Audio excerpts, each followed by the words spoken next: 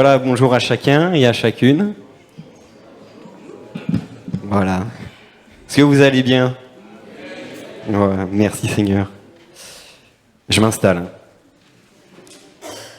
Vous notez qu'il revient différent de Nîmes. Oui.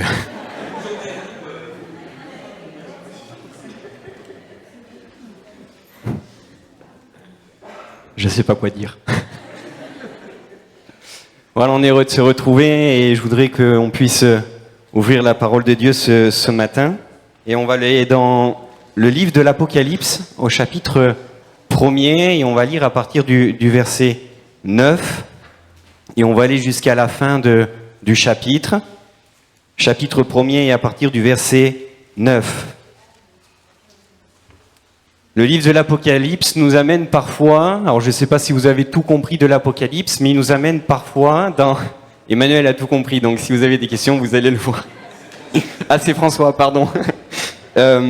Nous amène un peu des fois quand on lit dans nos retranchements un peu intellectuels, parce que des fois en lisant le livre de l'Apocalypse, on se dit « Seigneur, qu'est-ce que tu as voulu dire ?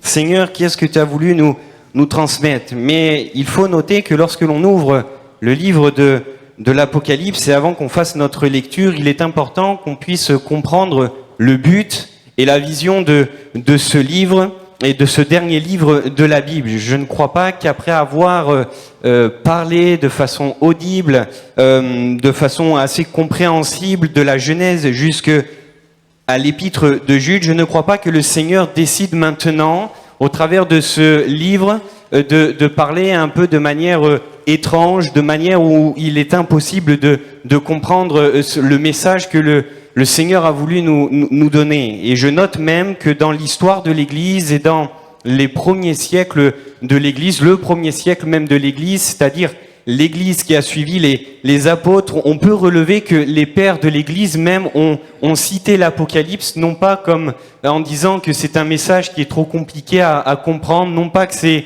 faut avoir fait 50 ans de théologie pour comprendre le livre de l'Apocalypse, mais ils l'ont cité comme étant un message d'exhortation pour l'Église. Et c'est le but de ce matin, de ce message au travers de cette lecture que l'on va faire, c'est de nous exhorter. Le but de l'Apocalypse, c'est là dans le but de nous encourager. Et juste avant de faire notre lecture, je voudrais qu'on puisse replacer un petit peu le contexte dans lequel ce livre est écrit. Si le Seigneur laisse des révélations à l'apôtre Jean, il faut comprendre que le contexte dans lequel il se trouve, le contexte dans lequel l'Église se trouve, c'est un contexte qui est très compliqué.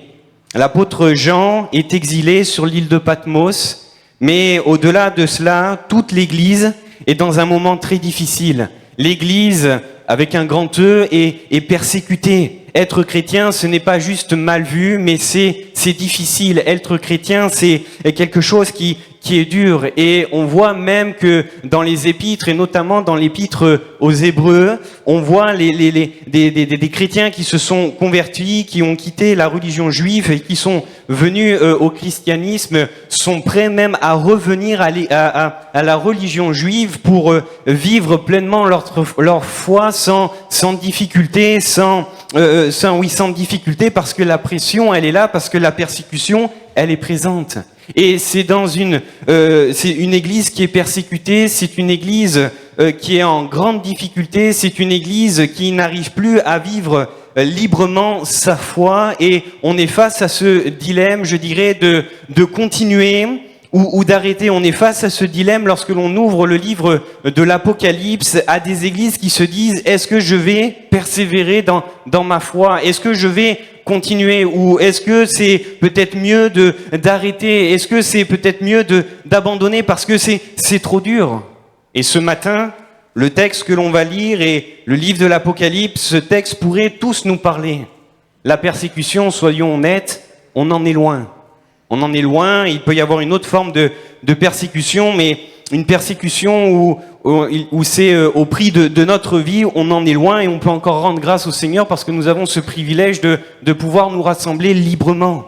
On est loin de cela, mais parfois on a beaucoup de difficultés à vivre pleinement notre foi, dans cette société. Il y a comme une lutte qui est là, constante, qui comme si finalement nos valeurs chrétiennes, notre façon de vivre, notre vie chrétienne vient se heurter à une société qui vit totalement différemment. Comme si maintenant vivre sa foi dans cet environnement, dans cette société devient difficile.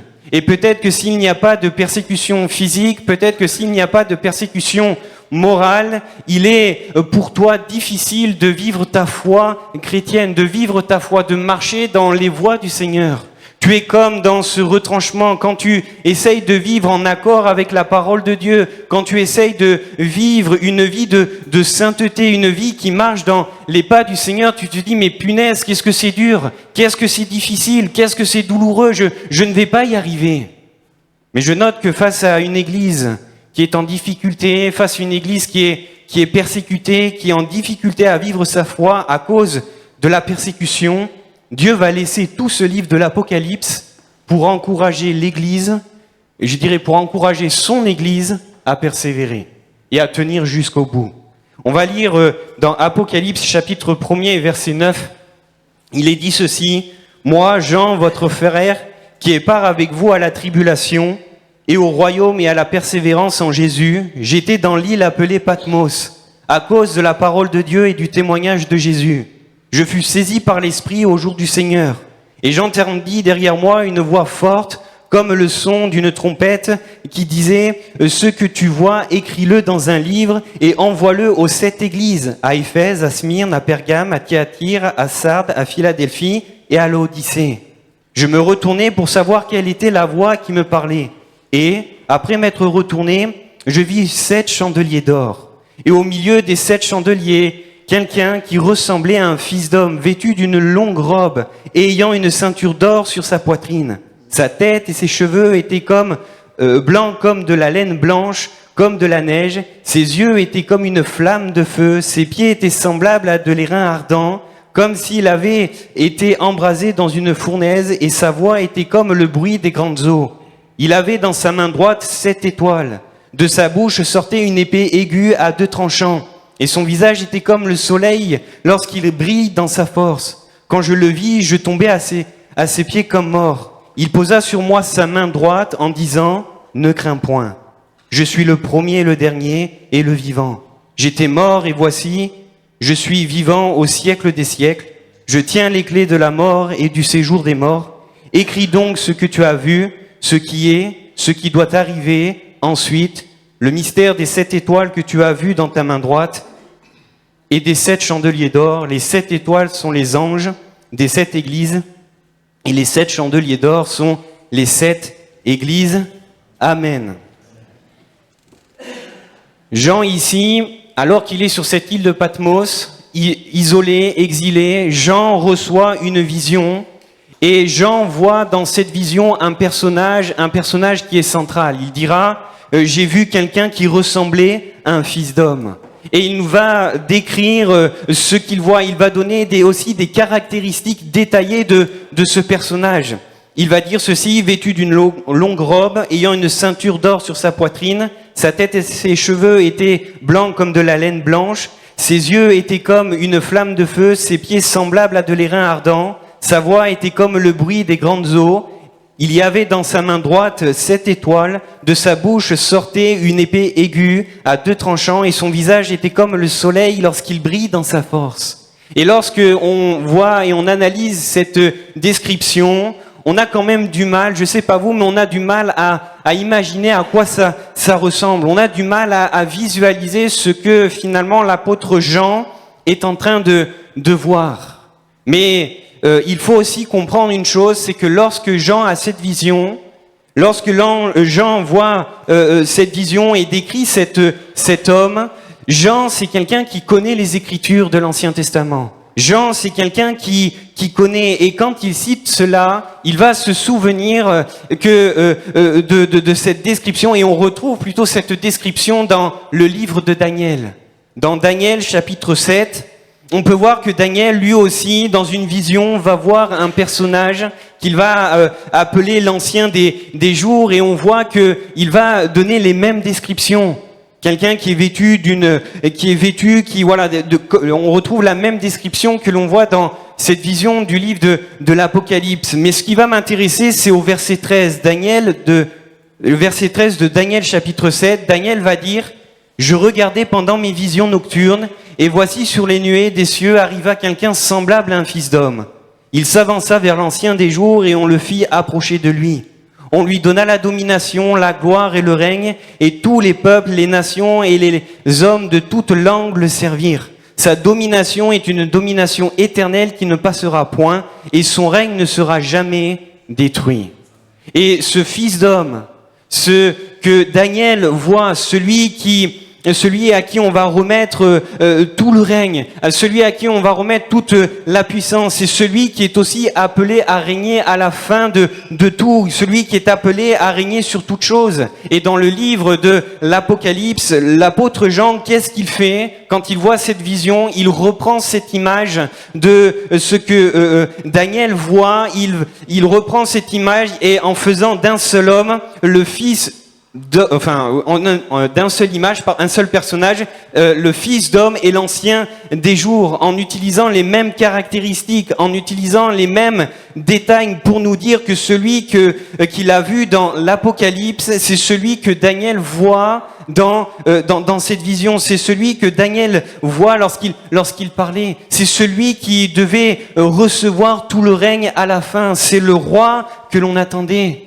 Et lorsque l'on regarde les paroles de ce fils d'homme dans le livre de l'Apocalypse, au chapitre 1er, verset 10, au premier, celui-ci va se décrire comme ceci: je suis le premier et le dernier, et le vivant, j'étais mort, et voici, je suis vivant, au siècle des siècles, je tiens les clés de la mort et du séjour des morts. Amen. Et qui d'autre, finalement, dans ces deux visions, qui d'autre que Jésus-Christ peut être décrit dans ces propos-là? Personne.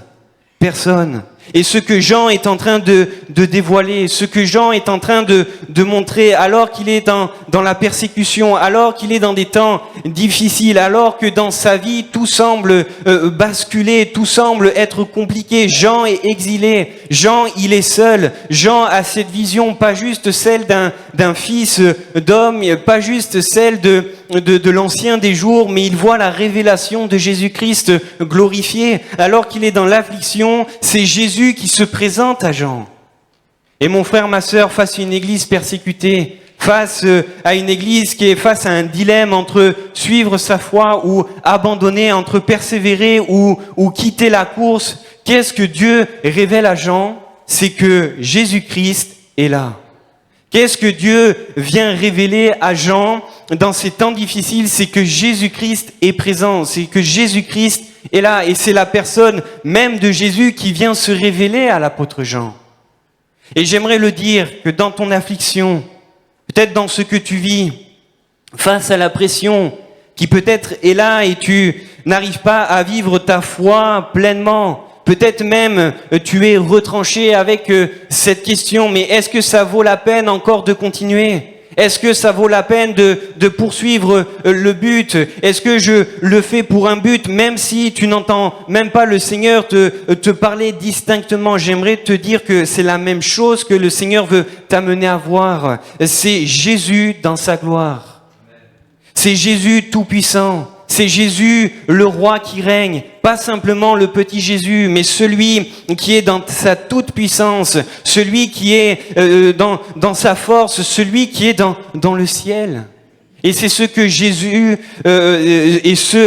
c'est ce que Jean voit. Jésus, c'est ce Jésus qui vient frapper à la porte du cœur de l'apôtre Jean, alors qu'il vit des temps difficiles. C'est ce Jésus qui se révèle à l'apôtre Jean, mais aussi à cette église qui souffre, comme s'ils avaient besoin finalement dans ce temps difficile, dans ce temps là où la persécution est là, comme s'ils avaient besoin de voir rien d'autre que Jésus-Christ glorifié.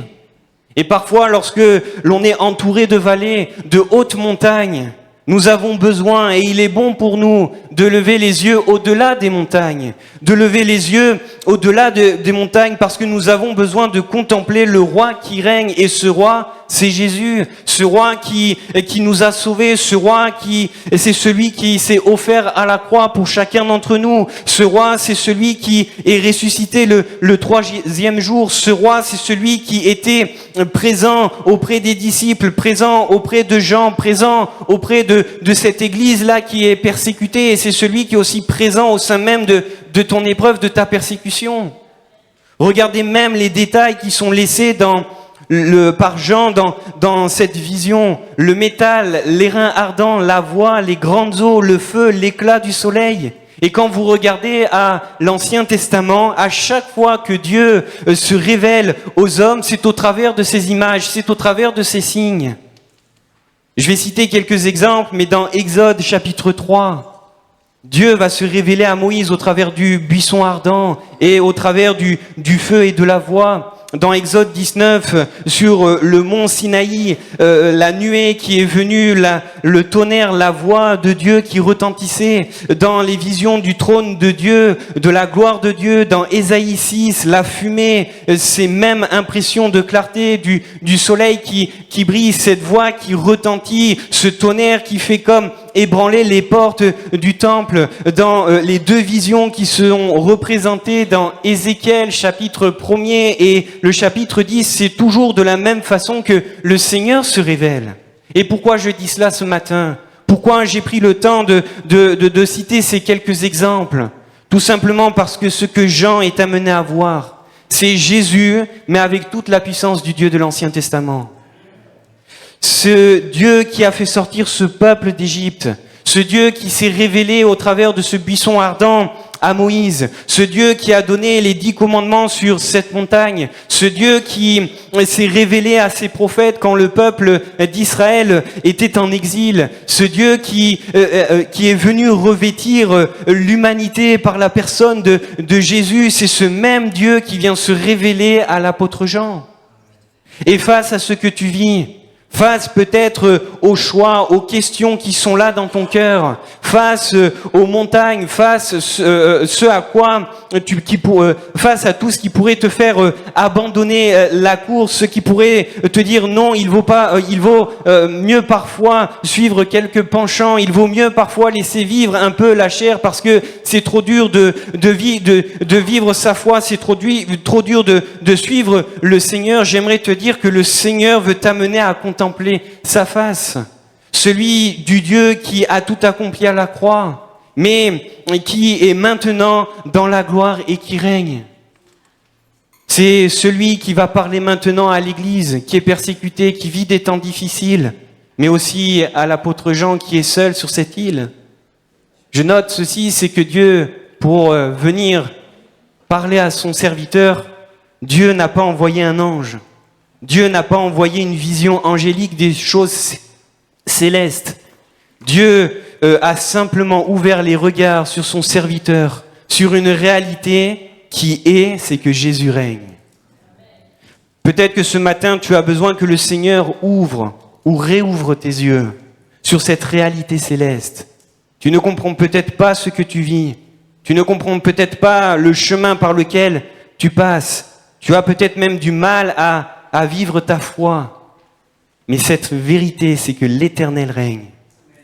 C'est que Jésus règne. Et c'est comme cela qu'il va même décrire cette scène, ce qui est, la vérité qui demeure. Je le redis, mais c'est que Jésus règne. Et pour Jean, c'est parlant. Et on le voit même dans sa réaction.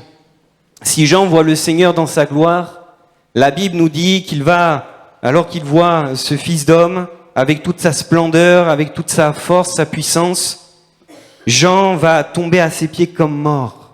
Et je me suis souvenu d'un passage que l'on trouve dans l'évangile de Matthieu au chapitre 17 qui relate un peu, et on voit cette même réaction de quelques disciples et notamment de Jean. Lorsque Jésus est avec Pierre, il prend quelques disciples, il y a Pierre, Jacques et Jean, ils vont sur la montagne de la transfiguration.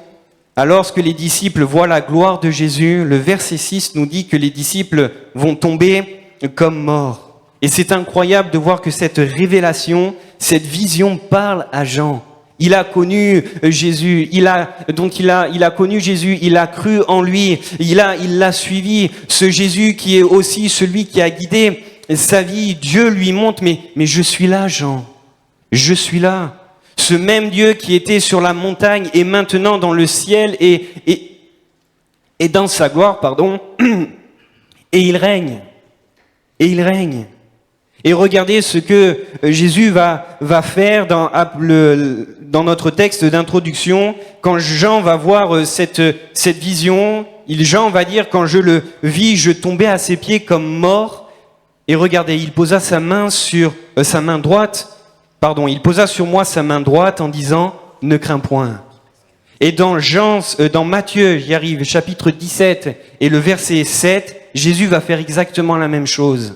Jésus va faire la même chose lors de la transfiguration, alors que les disciples tombent sur leur face, alors que les disciples sont là face à la gloire de Dieu, ils sont pris dans leur cœur, ils tombent sur leur face, Jésus s'approche, Jésus les touche et Jésus va leur dire quoi ? N'ayez pas peur, n'ayez pas peur. Et dans cette vision de l'Apocalypse, alors que Jean est face à la gloire de Dieu, Jésus vient, le touche et lui dit ne crains point, parce que le Seigneur est le même, il n'a pas changé. Pourquoi il s'approche de Jean de cette manière? Parce qu'il veut le rassurer. Le Seigneur est celui qui est présent, le Seigneur est celui qui voit l'état de son serviteur, il est celui qui entend toutes choses et qui voit peut-être la souffrance qu'il peut y avoir de son serviteur. Et mon frère, ma sœur, j'aimerais te le dire, dans les situations dans lesquelles tu es, ce qui peut paraître difficile, ce qui paraît là insurmontable, ce qui peut être pour toi à tes yeux est comme quelque chose que tu n'arrives pas à affronter. Peut-être même que quelqu'un se dit mais le Seigneur m'a oublié, le Seigneur ne prête même plus attention à moi, il y a cette souffrance qui est là, le Seigneur n'est plus présent, mais j'aimerais te dire que le Seigneur veut se révéler comme celui qui est là présent. Jésus est toujours le même. Il est celui qui enlève la crainte. Il est celui qui procure la paix. Et même quand nous ne comprenons pas, même lorsque nous avons l'impression, peut-être à l'image de l'apôtre Jean tout seul sur cette île, peut-être qu'il avait l'impression d'être tout seul. Même face à ce silence, nous voyons le Seigneur qui marche. Nous voyons le Seigneur qui est plein de force et qui est maître de toutes choses. Nous voyons le Seigneur qui est dans sa gloire et le Seigneur peut-être ce matin a besoin et peut-être que tu as besoin, que le Seigneur se révèle de cette manière dans ta vie tout à nouveau. Le Seigneur est celui qui règne. Et c'est ce qu'il est en train de montrer à l'apôtre Jean. J'aimerais voir et avancer sur une autre réalité. Pour cette Église qui est persécutée, mais aussi pour chacun d'entre nous. Oui, Jésus veut se révéler comme étant celui qui est présent dans toute sa gloire, dans toute sa majesté, dans toute sa force. Mais je note que dans le chapitre 1er de l'Apocalypse, que Jésus est décrit comme étant au milieu des chandeliers. Et on l'a lu, quand on arrive à la fin du chapitre 1er, on voit que les chandeliers ici décrivent l'Église. Et il nous faut comprendre tout simplement, dans cette vision, que Jésus n'est pas loin des chandeliers, que Jésus n'est pas à l'extérieur des chandeliers, mais Jésus, il est au milieu. Il est au milieu des chandeliers, comme si finalement Jésus est au milieu de l'Église. Et dans cette vision, et rappelez-vous du contexte, une Église qui, pour vivre sa foi, c'est très compliqué. Une Église qui souffre, une Église qui est éprouvée pour vivre sa foi. Jésus se révèle comme étant celui qui règne sur toutes choses, mais aussi comme celui qui est présent au milieu de l'Église. Jésus se révèle comme étant celui qui est là, qui marche, qui n'est pas simplement statique, qui n'est pas simplement spectateur des choses, mais celui qui est acteur, celui qui est en mouvement. Il est au milieu des chandeliers, il est celui qui connaît ce qui se passe, il est celui qui voit ce qui se passe, il est celui qui entend ce qui se passe, mais il est aussi celui qui marche et qui est là. Et Jésus avait fait cette promesse à ses disciples avant son ascension, je serai toujours là. Je serai toujours présent avec vous. Jésus avait même promis de bâtir l'Église et d'assurer, de veiller à la protection de celle-ci. Et il va même dire que les portes du séjour des morts ne pourront prévaloir contre elle. Et dans cette vision de l'Apocalypse, face à une Église qui est en difficulté, Jésus rappelle qu'il est au milieu de l'Église, qu'il est là présent. Parfois, lorsqu'il y a des choses qui viennent se poser comme obstacle devant nous, qui rendent difficile notre vie et notre marche dans la foi, et avec le peu d'expérience que j'ai dans le ministère, la première chose que l'on voit, c'est que l'on a tendance à faire, c'est de s'écarter. Ce qu'on a tendance à faire, c'est de s'éclipser un petit peu de l'Église, de s'écarter, de prendre de la distance. Mais j'aimerais le rappeler ce matin, pour cette Église qui est persécutée, Jésus se révèle comme étant celui qui est tout-puissant, comme étant celui qui règne, celui qui est présent, mais comme étant celui qui est au milieu de l'Église. Et c'est là où il veut que tu sois. Il est au milieu de l'Église. Pour cette Église qui est persécutée, peut-être pour ces rassemblements qui étaient difficiles à tenir à cause de la persécution, Jésus va dire, mais je suis au milieu de l'Église. Je suis là. Je suis celui qui veille. Je suis celui qui protège. Et mon frère, ma sœur, le Seigneur n'abandonne pas le terrain, le Seigneur n'abandonne pas le combat, mais il est toujours là, au milieu de son peuple, parce que Jésus s'est engagé envers l'Église, à prendre soin d'elle. Il s'est engagé en assurant la protection, et peut-être que ce matin tu as besoin d'entendre ou de réentendre que le Seigneur est présent, que tu as besoin de comprendre et de venir ou de revenir à ce lieu. Souvenez-vous même dans le livre des Actes, lorsque la persécution était là, qu'est-ce que les disciples faisaient? Ils se réunissaient, parce que leur force, elle était là. C'était dans cette communion, parce que dans la présence du Seigneur, on l'a chanté, les forces sont renouvelées. Le Seigneur qui se révèle comme étant le Tout-Puissant, c'est celui aussi qui prend soin de l'Église. Et il veut que tu sois au milieu de l'Église. Il est celui qui est au milieu de l'Église. Je remarque que si Jean, dans cette vision, qui là nous décrit tous les attributs de Jésus, ces caractéristiques qui nous échappent un petit peu, Jean va les réutiliser dans toutes les introductions de ces lettres du chapitre 2 et du chapitre 3 de l'Apocalypse. À l'église d'Éphèse, il va dire « Celui qui tient les 7 étoiles dans sa main droite, celui qui marche au milieu des 7 chandeliers d'or. » À l'église de Smyrne, Jean va rappeler que c'est celui qui est le premier et le dernier, celui qui était mort et qui est revenu à la vie. À l'église de Pergame, il va dire celui qui a l'épée aiguë à 2 tranchants. À Thyatire, il va se présenter comme le Fils de Dieu, celui qui a les yeux comme une flamme de feu et dont les pieds sont semblables à de l'airain ardent. Et dans cette église tout particulièrement, cela nous montre que Jésus est celui qui voit tout, Jésus est celui qui entend tout, Jésus est celui qui voit même les cœurs. Jésus va même dire à cette église et à ces églises, je connais.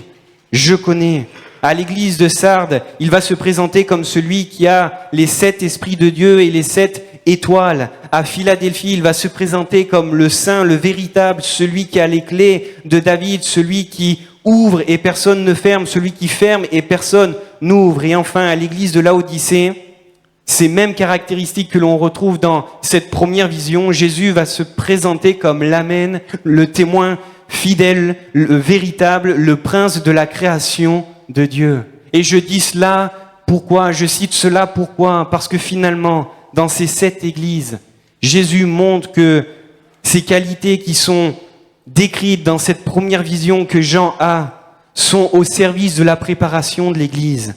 Jésus qui se révèle dans sa gloire, Jésus qui se révèle dans sa toute puissance, dans sa majesté, dans sa sainteté, c'est aussi celui qui est aux commandes de l'église. C'est aussi celui qui veille à sa préparation. Alors, face aux défis, des fois qui viennent nous éprouver, faut-il abandonner la course? Faut-il lâcher l'affaire? Face aux défis de la sainteté, faut-il parfois arrondir quelques angles parce que c'est trop dur?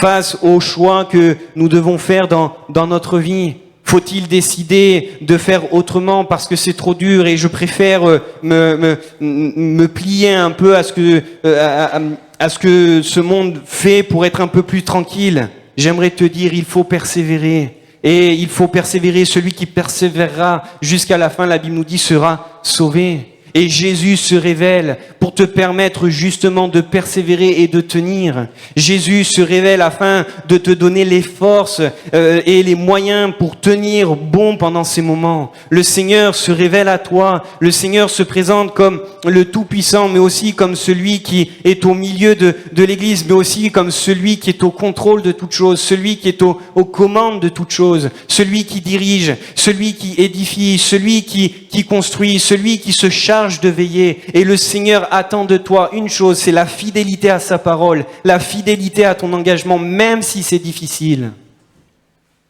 Pour cette Église qui souffre, pour cette Église qui est persécutée, pour ce Jean qui est exilé dans cette île de Patmos, le Seigneur lui dit, je suis quand même aux commandes. Je suis celui qui veille sur l'Église. Peut-être que son cœur de pasteur était inquiet, était soucieux de savoir comment l'Église allait être. Mais Jésus se présente et il va dire, mais Jean, je suis au milieu de l'Église. Je veille sur elle, je veille sur mon peuple, je veille sur l'œuvre que j'ai construite de mes mains. Mais il faut que tu persévères, il faut tenir. Et j'aimerais ce matin t'encourager, peut-être face aux défis de ta vie, peut-être face aux choses qui semble être difficile pour toi, face peut-être même à la pression des enfants, face à la pression de la famille, face à la pression de ton entourage, de ton travail. Jésus veut t'encourager ce matin. Non, tu n'es pas seul. Non, tu n'es pas isolé. Non, le Seigneur n'a pas fermé l'oreille à tes prières. Non, le cœur du Seigneur n'est pas fermé pour toi. Il y a des choses que nous ne comprenons pas. Il y a des chemins par lesquels nous ne comprenons pas, par lesquels nous pouvons passer. Mais le Seigneur assure que toute chose concourt au bien de ceux qu'il aime. Même dans les vallées incompréhensibles. David l'avait compris. Dans la vallée, dans les verts pâturages, le Seigneur est là. Dans la vallée de l'ombre de la mort, mais le Seigneur est aussi là. Et c'est difficile parfois de percevoir sa présence dans cette vallée, sur cette île de Patmos, isolée face aux défis. C'est difficile. Mais qu'est-ce que le Seigneur finalement amène à faire pour cette Église? Qu'est-ce que le Seigneur amène à faire pour cette Église qui est persécutée, mais aussi pour l'apôtre Jean? C'est de faire stop et de contempler sa gloire. C'est de faire stop et de contempler le Seigneur dans toute sa puissance. De faire stop et de contempler ce Dieu qui possède tout et qui est au-dessus de tout. Et qui est celui qui est au contrôle de tout. Parfois, je le note, tout nous échappe. Tout nous échappe. Mais rien n'échappe au contrôle du Seigneur. Alors je voudrais terminer en disant que même si c'est difficile, et peut-être m'adresser à quelqu'un particulièrement, même si c'est dur parce que la pression est là, même si c'est dur parce que peut-être on te critique, parce que tu n'es pas comme les autres, parce que tu fais différemment, mais le Seigneur nous invite à persévérer. Et le Seigneur t'invite à tenir bon, à persévérer jusqu'au bout, parce que tu n'es pas tout seul, parce qu'il a promis d'être avec toi, parce qu'il a promis qu'il sera à tes côtés. Et ce que tu as peut-être besoin de faire, c'est que tu aies cette révélation de ce Dieu qui est tout-puissant, de Jésus qui règne dans sa gloire, que tu as besoin de tourner tes regards vers lui, de tourner tes regards vers Jésus, parce qu'il est celui qui contrôle toutes choses. Mais ce que tu as besoin de faire, c'est de rester fidèle au Seigneur et de tenir bon. Vous voulez bien qu'on puisse courber nos fronts et prier? Seigneur, nous voulons te remercier pour ta parole. Seigneur, nous voulons vraiment te rendre grâce parce que, Seigneur, tu es celui qui règne. Seigneur, tu es celui qui, Seigneur, est au-dessus, c'est vrai, de tout, Seigneur, ce que l'on peut voir. Nous voulons te remercier parce que, Seigneur, alors que même l'apôtre Jean était là dans cette île et qu'il se posait peut-être beaucoup de questions, tu ne l'as pas abandonné. Comme tu n'abandonnes pas celui, Seigneur, ce matin qui peut être dans une situation similaire. Tu es celui qui veille sur chacun d'entre nous. Tu es celui qui a un regard sur nos vies. Et Seigneur, je veux te prier pour celui ou celle qui en a besoin ce matin. Tu vois peut-être, Seigneur, la pression de la famille qui est là et on ne sait pas comment faire. Mais Seigneur, touche ce cœur. Révèle-toi à sa vie. Que vraiment il puisse ou elle puisse contempler tout à nouveau ta face, ta grandeur, contempler que tu es celui qui règne. Merci encore pour de soutenir chacun. Nous te rendons grâce pour tout. Amen.